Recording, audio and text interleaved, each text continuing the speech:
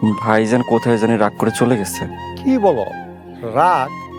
কিসের রাগ? ও, বুঝছি। তুমি মিয়া কামটা খুব খারাপ করছো। তুমি সব জমা জমিন বিক্রি কইরা সব টাকা পয়সা নিয়ে গেছো। তুমি তোমার ভাইটার দিকে তাকাও নাই। তারপর তোমার ভাই আবার ফিরা খেতে কামলা দিছে। তো একটা কথা হলো কি, নাসিরের রাগ কচু পাতার পানি। ও কয়দিন গেলেই ঠিক হয়ে যাব, তখন আবার চলে আসবে। ইনশাল্লাহ চাচা। চাচা, আমার একটা কাজ দরকার। কাজ?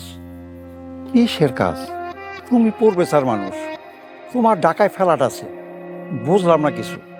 ঘটনা হলো, আমার একটা কাজ দরকার চাচা, যে কোনো কাজ। শোনো, আমার 70-80 বিঘা জমিন আছে, সাথে 8-10টা পুকুরও আছে। আমি তো তোমারে কি কাম দেবো বলো? চাচা, আমি কৃষিকাজও জানি। পাগল হইছো নাকি মিয়া? তোমারে কাম দিলে মানুষ আমারে পাগল কইব, মানুষ আমারে থুতু দিব। শোনো, তুমি বাড়িতে যাও। তুমি হইলা এই গ্রামের প্রথম পড়বে স্যার। দেখি তোমার কোনো উপযোগ্য কাজ পাইলে আমি তোমার খবর দেব। ঠিক আছে চাচা, আসি তাহলে। আসসালামু আলাইকুম। ওয়ালাইকুম আসসালাম।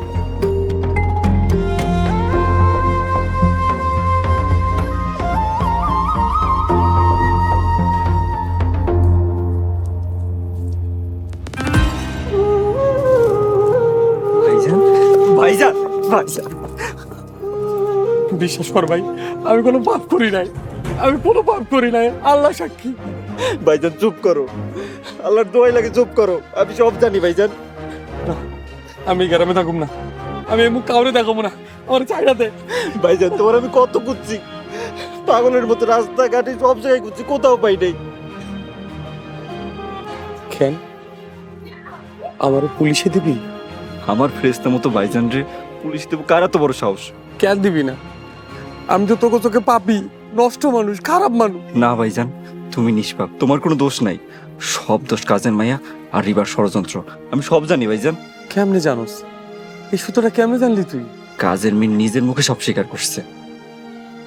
আমি আর রিবার সাথে সংসার করব না, আমি রিবারের সাইডে দিছি। আল্লাহ, তোমার বিচার সবসময় সঠিক, নির্ভুল। ভাইজান, তোমার আমি কত খুঁজছি, বউয়ের মিষ্টি কথায় তোমার লাখ লাখ টাকা নষ্ট করছি। তোমার মাফ করে দাও ভাইজান। আমার কোনো আফসোস নাই, টাকা গেছে তো কি হয়েছে, আমি আমার ভাই ফিরে পাইছি, আমি আমার ভাইরে পাইলেই হইব। ভাইজান, বাড়িতে চলো।